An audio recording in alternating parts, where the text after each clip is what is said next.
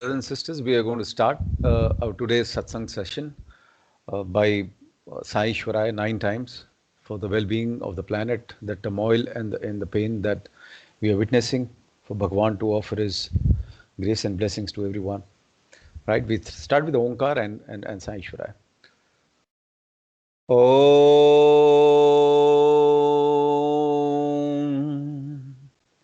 Om.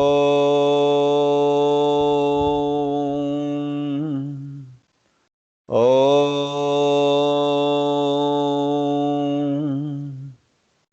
Om Sai Ishwaraya Vidmahe Satyadevaya Dhimahi Tannah Sarvah Prachodayat.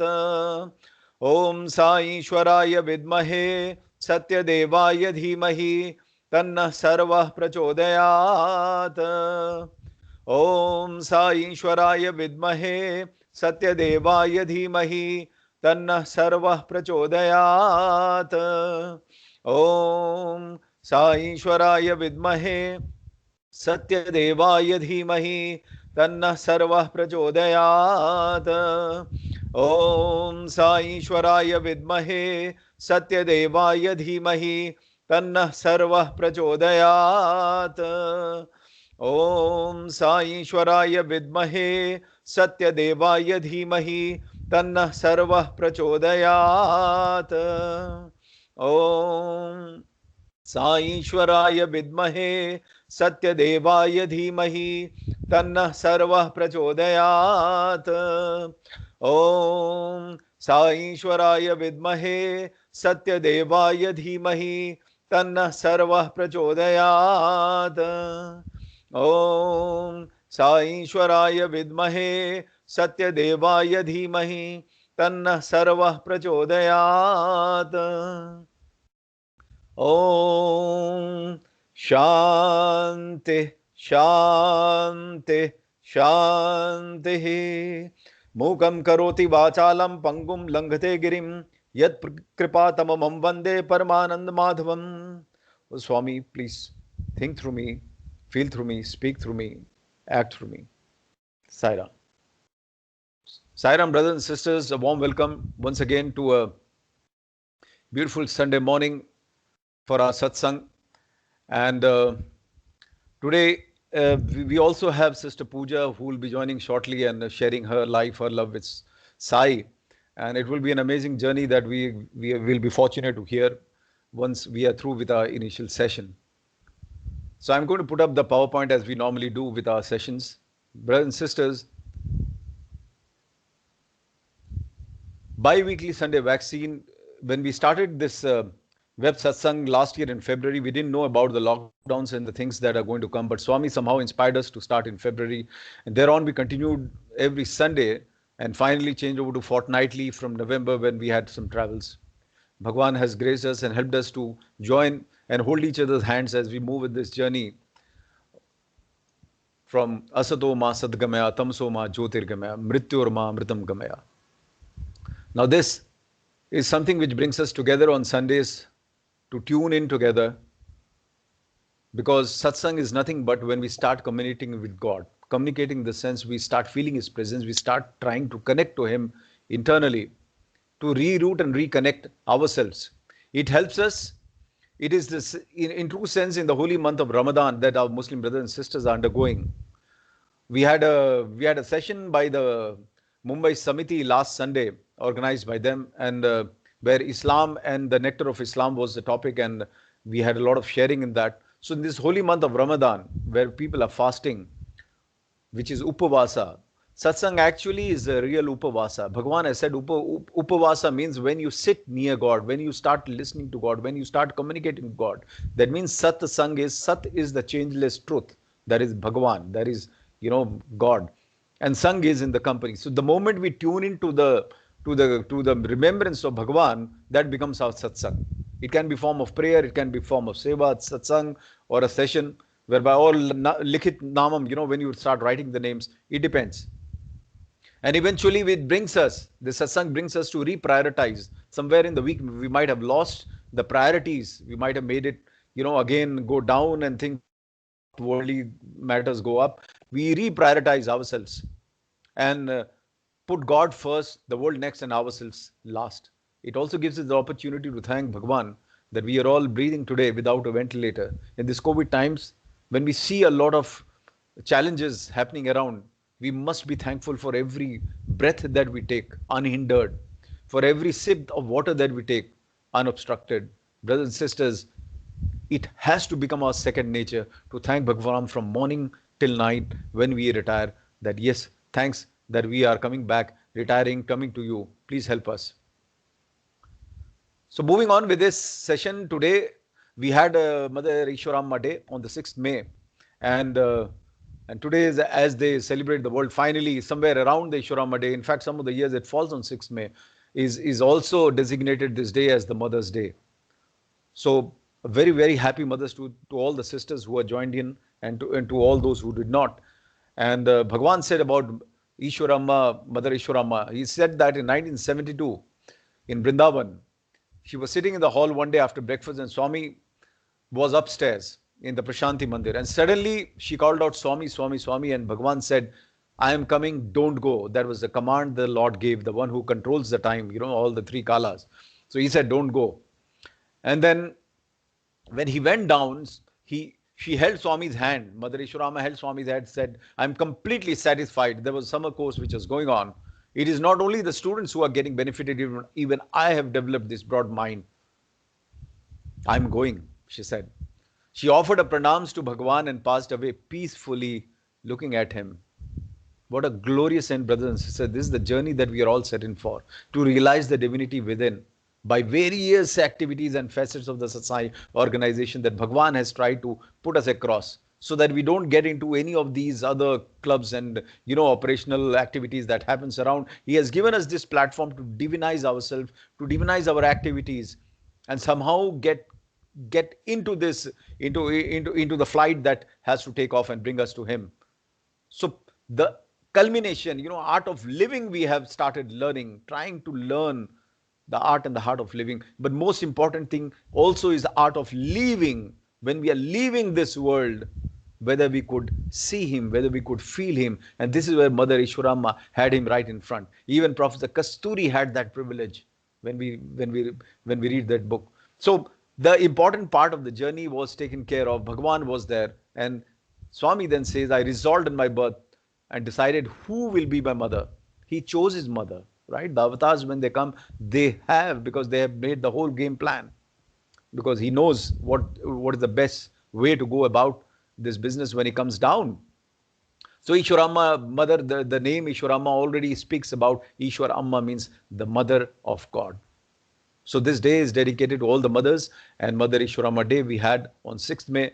We had those bhajans and we had the programs, and we take this moment also to pray to Bhagwan that let us all respect, revere and love our mothers who have given birth and given us creation on this body. And at the same time, Bhagwan revealed to Seema Dewan, one of the Swami's ardent devotees in US, when she had her third child and there was some complications before she had it. And then Bhagwan in that interview told her that remember, they are not from you, they are through you. That means a sense of trusteeship that the parent should have. Yes, I'm taking care of this child. I have created this child by his grace to send out a good citizen in the society. But at the same time, it is he who has created and brought them through us. Moving ahead, we will also be deliberating on this wonderful month of Ramadan, and the Eid which is going to come probably in the next session. And just touch upon a little bit because we had a beautiful session last week and I think some of us could not join then. So we'll connect on this matter. Now, I separated myself from myself so as to love myself. That's the whole start of the creation when Bhagwan said. He willed it, so it was created. Now, we got lost somewhere in between because we have been created in images, but somewhere we have been lost, right? And that is where we have to come back and start working on this Aham Brahmasmi, that I am him. I am his image. From I to we, then everybody else is his image. And then the whole creation, not only the humans that we see around, every speck that we see around is nothing but a reflection of the same divinity. Right? So it's an important journey, brothers and sisters.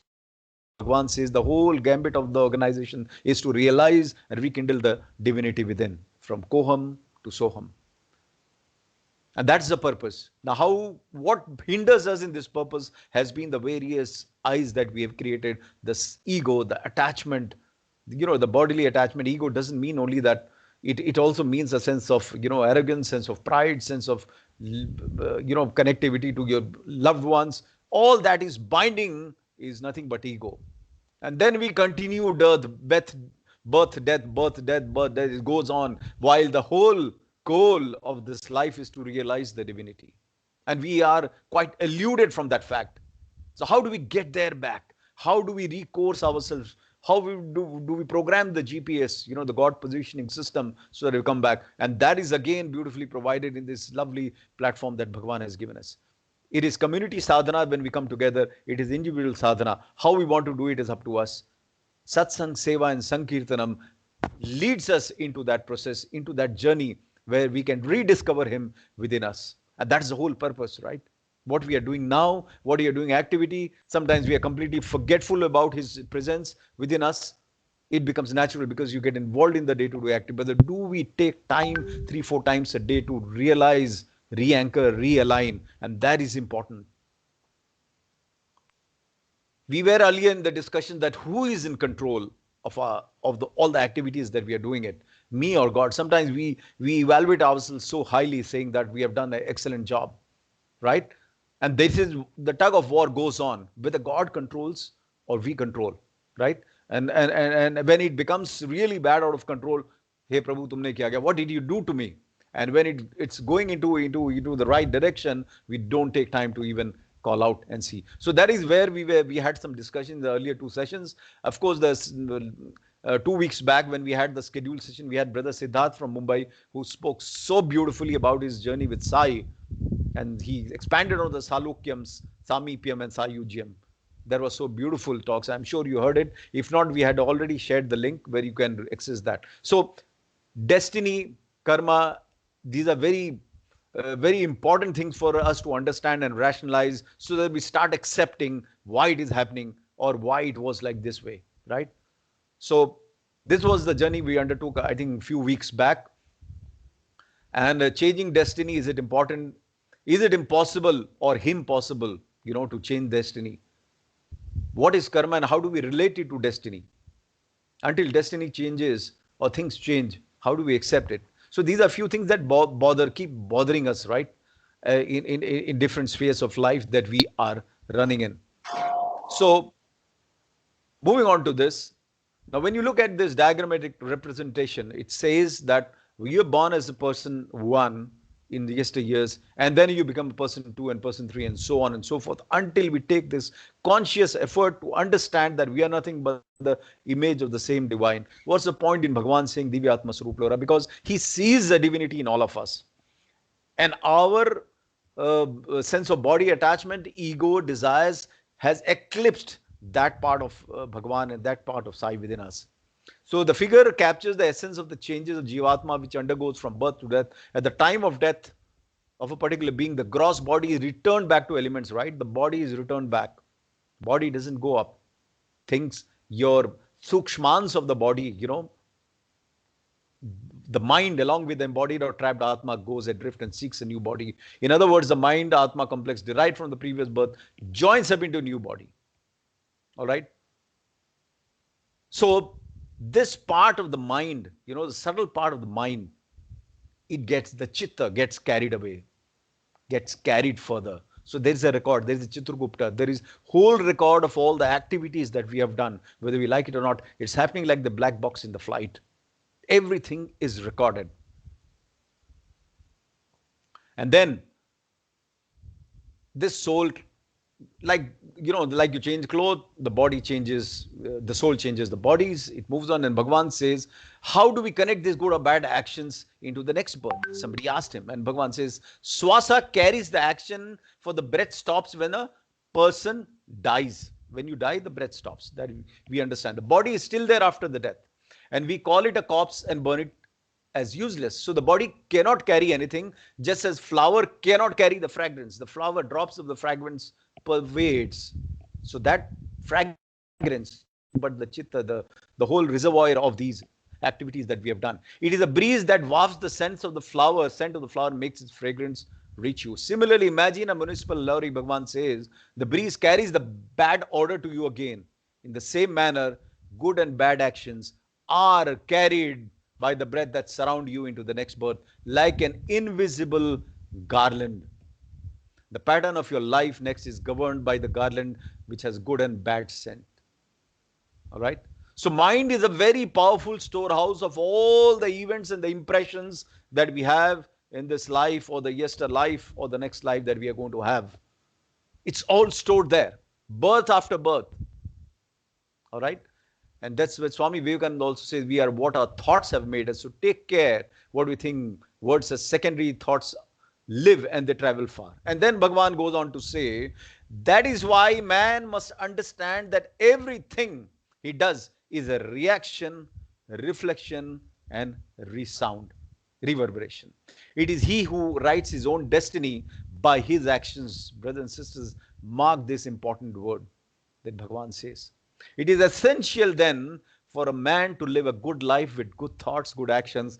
Only through such a life can he come out of this, can he realize the divinity. So now we understand that when we are trying to look up and say and swear and say that what's going on in my life, we have to understand we are the architects. As you look into this particular figure, mind, which is a cause of resound, reflection, and reaction. Now, just to make this a little bit more clear, we have, Bhagavan has said so beautifully, sow a thought, reap an action. Sow a thought. What you think comes out the action. Sow an action, reap a habit. So now you started doing some action. You have started getting into the habit mode. That means it started happening. Sow a habit, reap a tendency. Now repeated hammering. You remember the track we talk about, the field when you go the first day, the second, the third day, there's no impression. And then you start getting impression. So a habit. So now you're repeating that. It becomes a part of the destiny. Tendency. So a tendency, Bhagavan says, reap a character. Then it becomes your DNA, a part of your nature, part of your being. And so a character, reap a destiny. We are talking about destiny, brothers and sisters. How important it is to connect these dots that Bhagavan has given, to understand this, what Bhagavan has given. It started with a thought. Correct? And what the thought was the root cause, it went all around the journey and finally merged into destiny. So we are the creator of the destiny because we have chosen to think in a certain way. We have chosen to act in a certain way. We have chosen to feel in a certain way. And that's why normally I try to do every day. And before the satsang, when I start the office day also, Mukam Karoti Vachalam, please speak through me. When the dumb start speaking, when the deaf starts hearing and all that. Why? Because it is of his Ishwara Shakti, right? Because of his Sankalp Shakti, we are able to speak. And remember, we are just speakers. We are not the sound. And when you start offering it, oh, let me be an instrument to work for thee, with the prayers that we do at Sai Center, it's important to understand, let us just be an instrument. Let us just be a flute with holes, hollow flute through which his beautiful music can flow. So this slide tells us it started with a thought, ended into a destiny. And then Swami Vivekananda says, whatever you think that you will be, if you think yourself weak, weak you will be. If you think yourself strong, strong you will be. That is the power of thought, because thought becomes things. Correct? Yad Jaisi Drishti Vaisi Srishti. Mahatma Gandhi used to say, right? If you want to see the change, be the change. Once we change, automatically the whole gambit changes. Mother Teresa said beautifully, I was praying so that I could change the things around us. Subsequently, I realized prayers are to change me first, and I can then see the change around me. Without changing, we are expecting the change around. And then Bhagavan finally says with this, Yad bhavam tad bhavati. Yad bhavam is, again, bhav is related to the heart. When a repeated thought comes, it becomes a part of the feeling, part of your being. So brothers and sisters, keep a very good eye on what we think, what we feel, because that is actually deciding the course of our destiny, course of what we are trying to accumulate. All right? It's very, very important for us to keep that track. Moving on. Let us connect it to a way. You know, you have the Bollywood directors and the actors and the players. What they say, whenever a movie and a shot is going to be taken, they say lights, sound, action. Correct? When you hear this word light, sound, action, possibly God, when he created with the Big Bang, he also did this same thing, light, sound, and action. When the cosmic director decided. Now, how that relates to us, let us look at this. With the light that we see in the director, you know, the Bollywood or the movies director, light is equal to reflection because it leads to reflection. So that's where the reflection came in. Reflection, resound, and reaction. With the lights and with the sound came resound. Correct? Let us connect it with the way the things are when a director does a movie. So lights led to reaction, sound led to resound, and action led to reaction. So light, sound, action led to reaction, resound, and reflection. And brothers and sisters, they are not so simple. Each one of them then impacted the reaction, the reflection impacted the thought, the resound impacted the word, and resound reacted the word, and the reaction was the deed. Right? So every deed has a reaction, every word has a resound, and every thought has a reflection. So this is a simple way to understand when the Big Bang and when the universe was created. Possibly the cosmic director did the same thing, light, sound, and action. And that is where Bhagwan repeatedly tells us life. In your previous slide, when you saw this, that it is nothing but reaction, reverberation, and reflection. Let's move on. Swami says, when a person dies, he takes nothing with him except an invisible necklace made up of papam and punyam. The beads are papam and punyam. When the person is born again, he brings nothing with him but this invisible necklace, which is a statement of the accounts. Remember, statement of the accounts. He has used this beautiful word. And if you recall, Singapore devotees had a privilege to perform the bank balance drama in front of Swami in 2009 December, which was again around this. It had a very deeper meaning, but little bit we thought, even though we were a part of the whole entourage, that what a deeper significance the whole drama had. And then Bhagwan goes to say the statement accounts of the past antecedents. This is the way destiny operates. He's giving us the formula, the mantra, how destiny operates. Remember that you cannot but reap what you sow. When you are born from your mother's womb, your neck is not bedecked with the flower or gardens with necklaces of gold, pearls, or anything, but your neck carries one unseen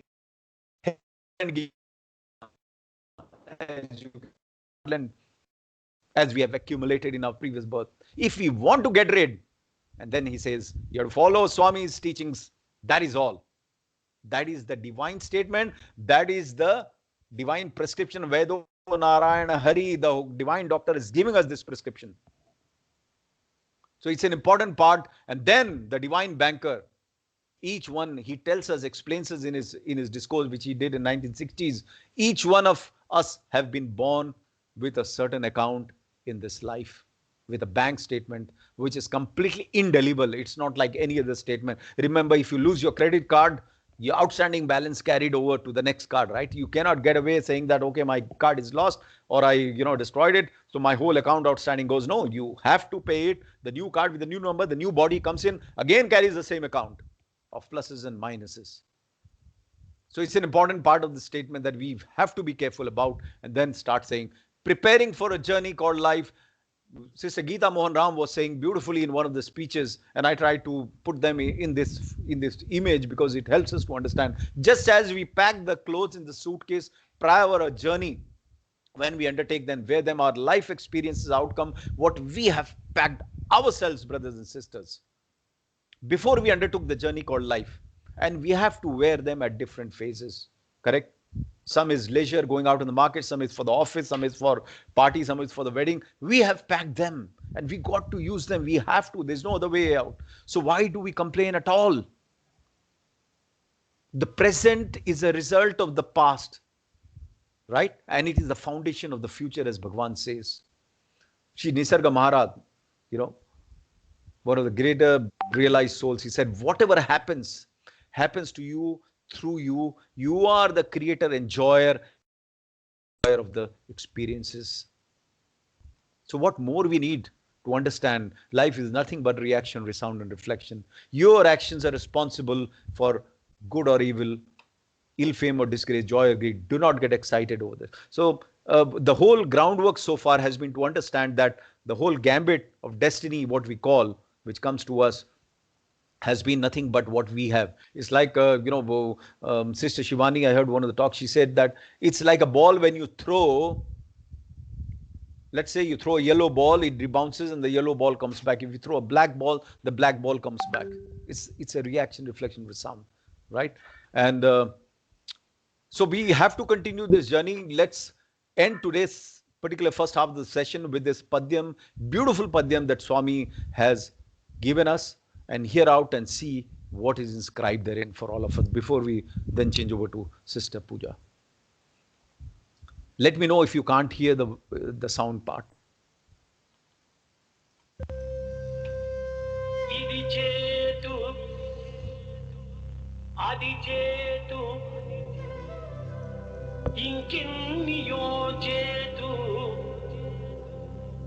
అనుచూహలు అల్లి అలసిపోకు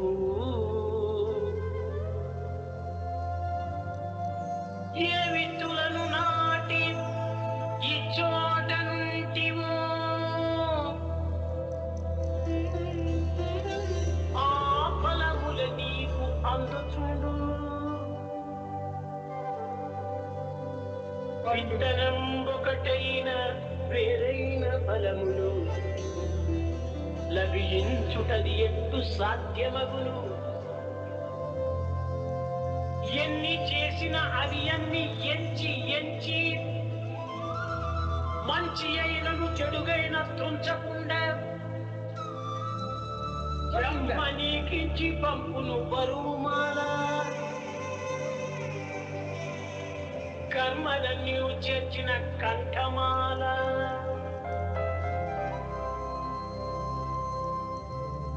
జన్మించునప్పుడు కంఠమాలవేమి కానరావు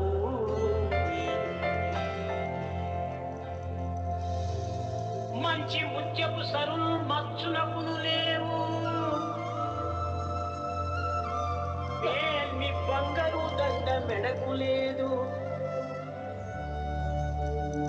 రత్నాల హారము రంజిల్లగా లేదు పశుస్థల పీళ్లను పొతకలేదు కలదు కలదొక్క మాలని కంఠమందు పూర్వజన్మాల కర్మలు పొందుపరచి బ్రహ్మ నీకించి పంపెను పరుమాల కర్మలన్నీ చేసిన కంఠమాల కర్మలన్నీ చేసిన కంఠమాల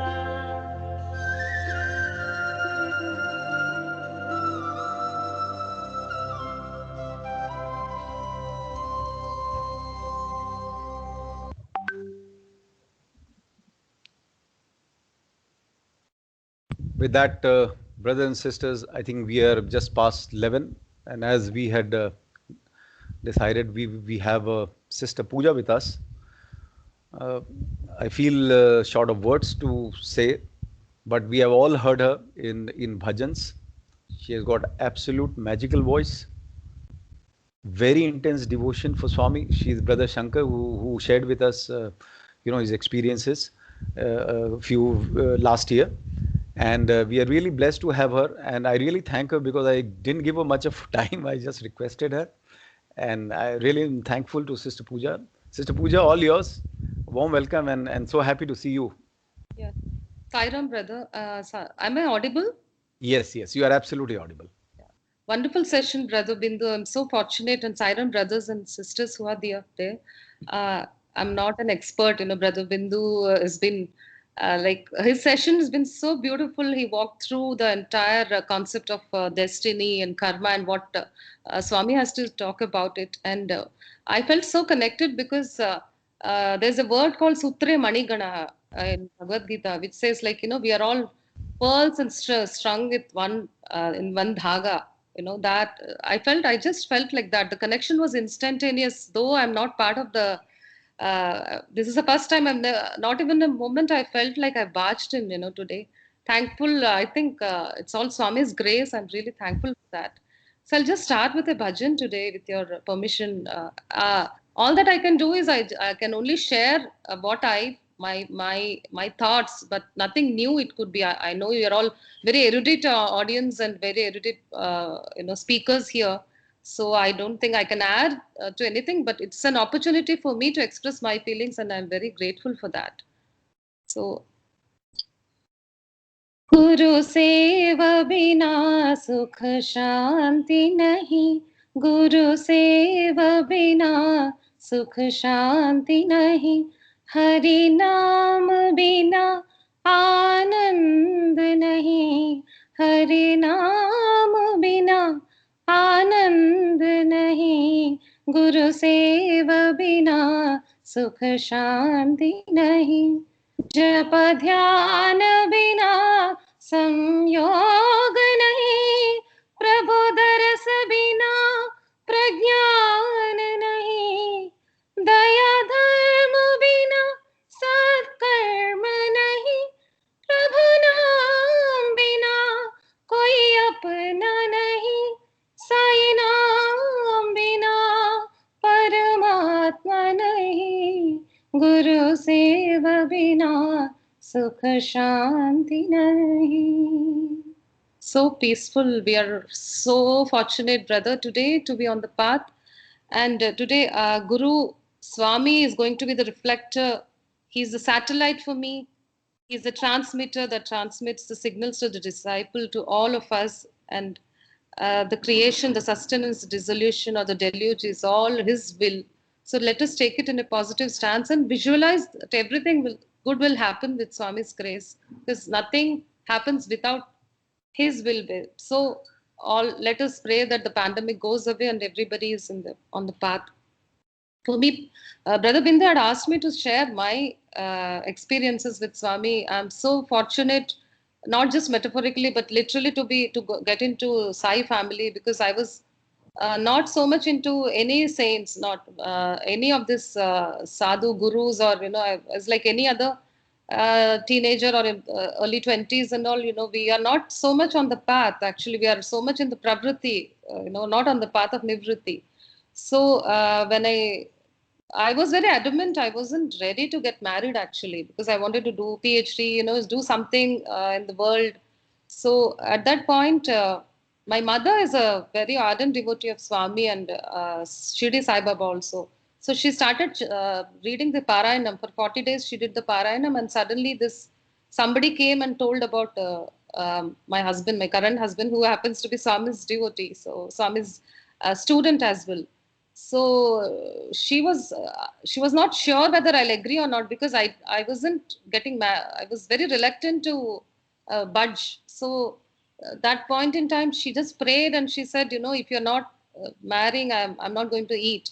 So then I had to come, and without too much of ado, I took up those days. It was like 24-hour journey from Nagpur. I was in Nagpur, my mother was in Visakhapatnam. 22-hour journey, and I just went and got the ticket and everything. It was like pre-planned, it was destined that it had to happen.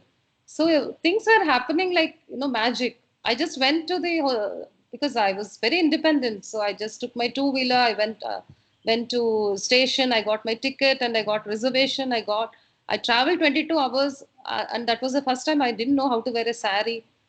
And coincidentally, even my husband Shankar was not in a mood to get married. Actually, he had to travel the next day because he works with a multinational bank, so he had to report immediately. But he had to listen to his parents, and so then I went to. Then we have this, एक दूसरे को देखने का जो ये होता है ना. So we met, but that was when I went there. There was no electricity, and I didn't have any proper attire. Also, I had to rush to the.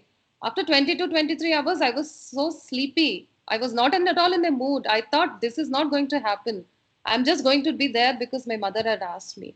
And so was Shankar's mood, because he didn't come immediately. I went there at 7:30, and he very reluctantly he came down to see me, because he stayed just upstairs uh, of the house where I went, and we were supposed to meet each other. So it was just for a few moments, and then he was the biggest the joke was that, I didn't know who the groom was, because he came with a couple of 2-3 people there, and he was sitting just on the side, and the person who was sitting just in front of me was his friend, and throughout I was thinking that he was the groom. So then they asked me to sing. Then I started singing bhajan, and that was the time he lifted his face. Until then he was looking down. He was not even making an eye contact, and which was why I got confused. So he lifted his head, and then he looked at me, and then he said, "I want to speak to you for 4 minutes." And then we went in. I don't know what he spoke, because I barely could hear what he was saying, but I understood that he liked it. And then later on we got married. That's it. And my mother agreed without much without any delay, because the moment she came to know that he was Swami's student, she had no other thought. She said, this was sent by Swami. That's it, finish. We met for 4 minutes, and this we got married. So that's how it happened. And now what I've learned is complete Sharanagati, surrender. When Lord is there, like true north, He's there for you. Your goal is there. I have to keep up my family's name. In wedding also they read the pravara. Your ancestor's name is read in the three. Your father, your grandfather, your grandfather and great grandfather. So they say, this is your name. You're from such and such family. Now this is Sai family. I have to live up to that. So it was very important for me to follow all the tenets of Swami to the core. So I knew, and I felt I got my true north. When the pole star is there, all that you have to do is, your compass has to just follow that. So there is a word in Dhriti. Is it okay, brother, if I use a little bit of Sanskrit? Yeah. So the dhriti is like steadfastness, and steadfastness could be there in sattva, rajas, and tamas also. You can be steadfast in something that is rajasic. You want something, you want in the worldly thing, and you can be steadfast and you can achieve that, but you get into bondage. And you can be tamasic also, because if you decide that I want to be like this, I don't want to get up like Kumbhakarna, all half the time eating and sleeping. You can achieve that also. 6 months you can sleep, and so but when you have somebody is already there and he's telling you everything, the question was not about what should I do. It was not, for me it was what I should not do. What is it that I should stop doing, so that I can follow the pole, the star, the north pole, that is showing me the guiding light. So that was the main thing. So with that, my personal take is like, surrender is not a weakness.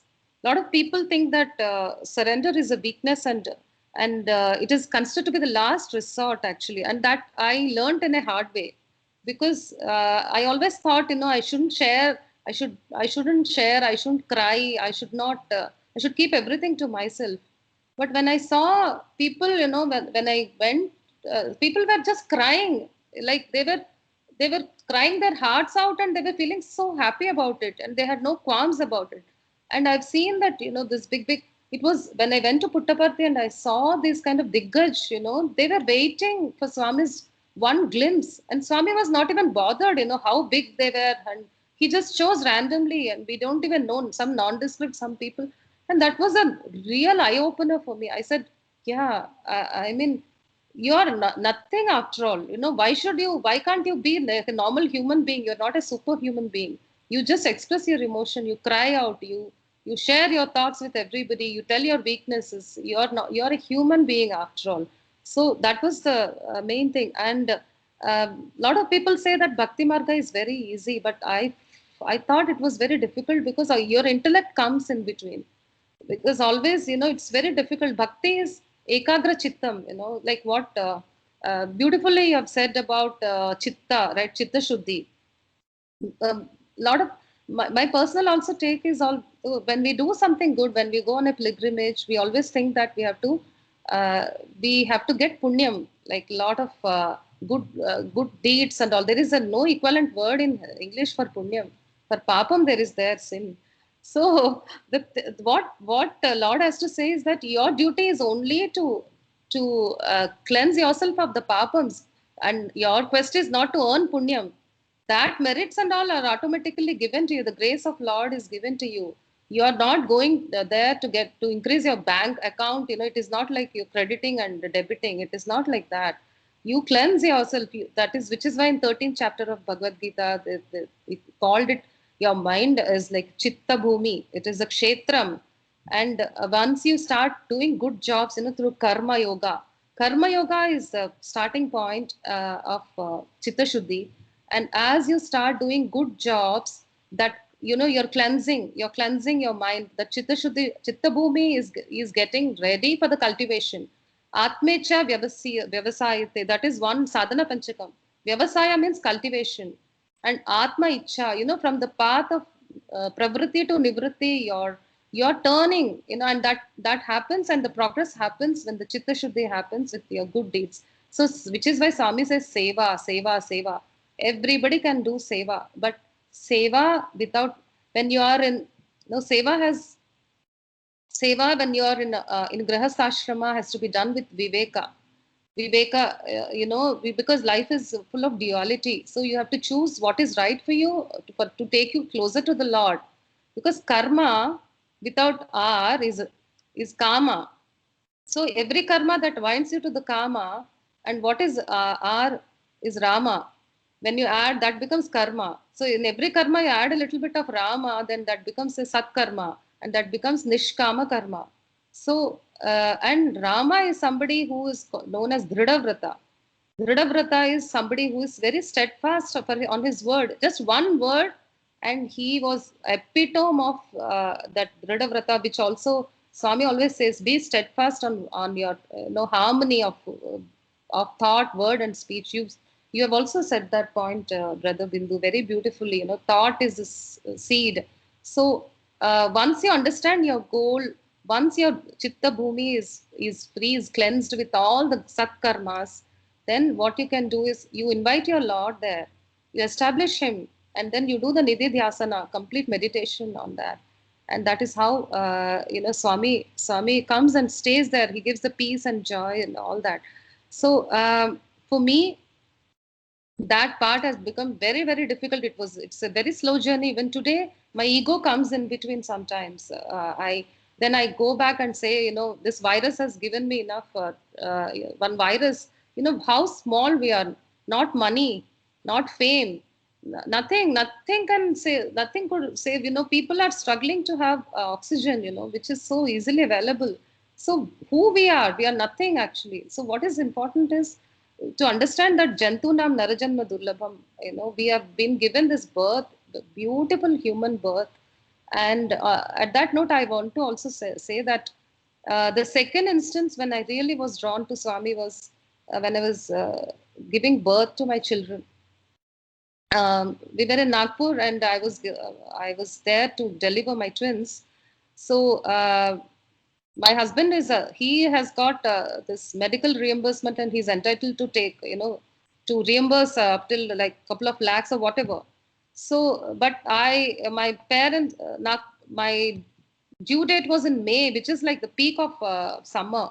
So I didn't want to go to a hospital which was very far from home. So I just went randomly, chose one hospital. It was written Devdutt Nursing Home. I just entered, and then there was this lady, 60-year-old doctor who looked like mother actually. She immediately there was some connection. So I just went, and I got admitted, and even then I was very independent. I just did it on my own. So when I told my husband, he was little skeptical. He said, "Why we should go to a air-conditioned hospital, 5-star, some 5-star hospital and all. You can be reimbursed." But somehow I got hooked to that, and then I didn't understand at that point, and I went, and on the day of delivery, which happened to be a Thursday, I had a very tough delivery, and one of the child was in a very critical state and had a C-section. And Shankar came. He was very angry with me because I got admitted in that hospital. And then he comes and in a very bad mood he enters, and then he sits there, and suddenly Swami's bhajans are heard in the hospital. Till that moment, I didn't know that that doctor was Swami's devotee, and the doctor's daughter-in-law's father was a doctor in Swami's hospital at Puttaparthi. And throughout the bhajan happened outside, and the surgery was happening inside. And there was a big photograph, and Shankar just opened that curtain, and he saw it was a big Swami's picture with the Abhay Hasta there. He couldn't, I mean, we were, what else? I mean, do we need anything else to show that Swami was with them, with us all the time? And everything went on very smoothly. And, we were in tears literally. And what else? I dedicate my daughters to Swami, at Swami's feet. What else I can say? And I just want to sing this song, which is very, very close to my heart. Today is also Mother's Day. Yeah. नंद के दुलारे यशोदा के प्यारे गोविंदा मुरारे दीनों के सहारे गोविंदा मुरारे दीनों के सहारे नंद के दुलारे यशोदा के प्यारे करुणा सागर गिरिधर नागर करुणा सागर गिरिधर नागर मुरली मनोहर श्याम मुरारी मुरली मनोहर श्याम मुरारी नंद के दुलारे यशोदा के प्यारे. Sairam brothers, and just one point I wanted to make it. I wrote a lot of points that you have spoken today, brother. In fact, I had to do this neti thing, like Ramana Maharshi, because I don't want to sound repetitive. So I just wrote down, what are good karmas. Now, a lot of times with the pandemic, people are also worried, that we have done so many good karmas, and why, this happening to me or my people and all. So Swami, at one place I've seen, he wrote that good karma is a karma which does not bind you. Like, then he gave the example of Pandavas. Pandavas, though they had to suffer a lot, but they used to sleep very well. They used to have a good sleep. When you do a good seva, a good karma, and if you come back and sleep without expectations that you have done something, that means it's a good karma. But Kauravas, Duryodhana did a lot of good work also, but at the same time he did also wrong work. But he did a lot of wrong things and very little good. And people thought that he was very fortunate because he got, the Rajyam and all, and he didn't have to suffer so much in the worldly. But Swami says people don't understand that he never had good sleep. He was always under feeling of insecurity. Like Indra, Indra has Swarga, but he was so scared all the time. So worldly pravritti is such, people apparently they think that you're so good, you have everything, but what is there within us, we don't know actually. So if you are able to sleep, if you are doing something good, and if you go back home and sleeping well and saying that today I've done my job, Swami, everything else is yours, with that Ishwararpana buddhi, then I think it's a good karma, and you're cleansing yourself that way. And Swami so beautifully said, and I've also wrote down this point, your actions are responsible for both your good and ill, fame or disgrace, joy or greed, and fix your minds on permanent ideals, he says. So, which is for me, that becomes my goalpost actually, because permanent, when you are in the Grahastha it is Viveka, and once you get into the Vanaprastha, now which we are almost reaching there, brother, me and Shankar, we are like trying to get that. It's a Vairagya, because any sadhana without Vairagya will not be fruitful at all. So that part we are reaching now, and I'm very very thankful to the brothers and sisters here. There is not much to add actually. So, our Guru and our Daivam and our Swami has given everything. He is there. Just follow blindly what he says, and if you can follow even 1% or 2% of it, I think we'll have a blissful life, and we'll just hope that we'll come out of this pandemic. Thank you so much, brother. And just one thing I wanted to say: surrender happens spontaneity with the knowledge, having right knowledge, and that you're not in control of anything, not even thoughts or feelings. When you realize that you're not in control of your life, but life is governed by some supreme law, supreme guru who happens to be the Sai, then the surrender happens. And once we surrender, all our worries are also surrendered. So he is there, and because we are nimitta matras, and there is some reason why this is happening. And I'm so thankful. This has also happened like a prasada for me, because it has given me a chance to reflect upon my own thoughts within. Today I thought, whatever comes out of my mouth may become the prasada of Swami, and maybe it become his reflection. Thank you so much, brothers. Thank you. Sairam. Sairam, Sairam, sister Pooja, thanks so much. I think the more we hear, the less it is. We have to hear more and more. We'll surely have you again. By the way, everyone, Sister Pooja does a lot of satsang sessions in her own apartment where she is, and also on the web. And you heard her voice. You see, this is also a great seva when her voice is able to connect us to Bhagwan. In the true soul and spirit. I think it becomes a great seva. Few takeaways. I think what she said. One of them is karma with. Rama it becomes a satkarma, and the moment Rama vanishes from the karma, it becomes kama. That was a very beautifully way she has put it forward. And about the grief, yes, things are happening around. We leave it to the master plan. We fail to understand with our limited mind, but. There was one student who during the group interview and all, and this I heard in radio when he was telling to Swami, Meera Bhai, Tyagaraja, and all, they all suffered so much, despite being so much of ardent devotees. So why they had to? And Bhagwan asked him. Bhagwan said, "Oh, they suffered so much. Did they come and tell you or what?" That was a Bhagwan's reaction to them. Bhagwan says that is what you think they suffered, but they were in ultimate bliss when they were remembering their lords. So sometimes the grief, overwhelming grief, becomes a cosmic glue. That is why Mother Kunti used to say, now our brothers and sisters in the planet, they are suffering due to whatever reasons that is into the master plan, like what seva Sister Pooja was talking about. I was thinking we'll send a message in the WhatsApp at least every day, 15 minutes in the evening time, if we can connect, not on the web, but individually in a home, we do a Vyaktigat sadhana and do the recitation of Sai Gayatri, the Gayatri mantra and Trembakam mantra for the well-being. That synergized mass prayer will definitely reorient the vibration levels. And always remember, while the negativity and the COVID has got a negative and the lower vibration, we can elevate ourselves when we connect to Swami, because he's always at a very high vibration, right? So when we choose to connect to a higher vibration, the other vibrations will start reducing from our lives. With that, thank you, Sister Pooja, once again. It was amazing to hear from you.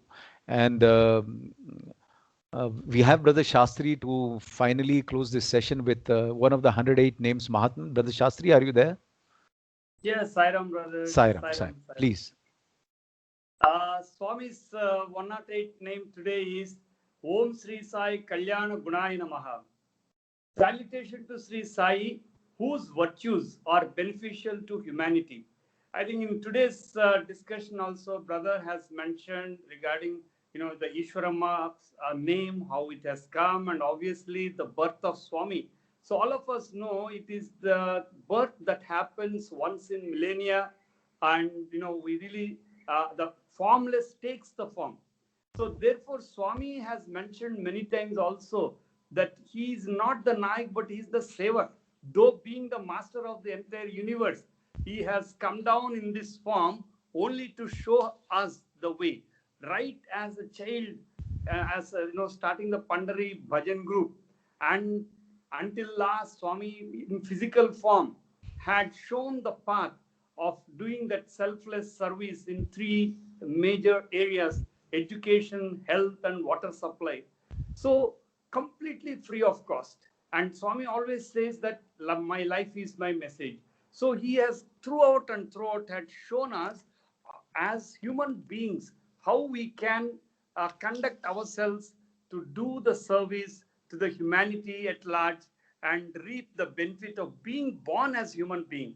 The biggest thing for us is to understand that the main reason why we are born as human being and what is that we are going to attain.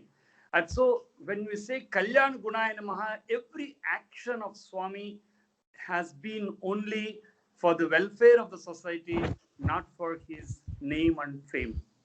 So, Jai Sai Ram. Om. Thank you. Thank you, brother. Saram, we'll end the session with 3 times Samasta Loka. Om.